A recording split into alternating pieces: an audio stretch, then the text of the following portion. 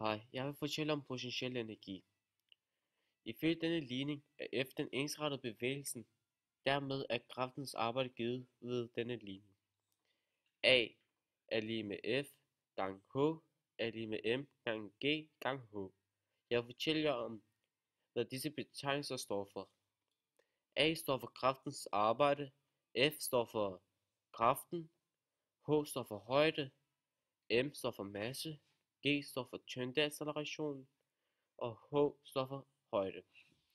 Så ruller jeg ned. Så vil jeg fortælle om dette figur.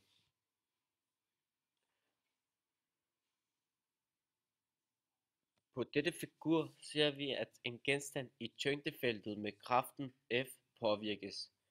Genstanden hæves lodret til højden H. Denne lov følges af Newtons anden lov, at F har samme størrelse som tyngdekraften på genstanden. Vi har derfor, at F er lige med M gange G, og F det står for kraften, M står for masse, og G står for tyngdeacceleration. Hvis betegnelse for massen er M, hvor G er tyngdeaccelerationen. Ja, og det var det.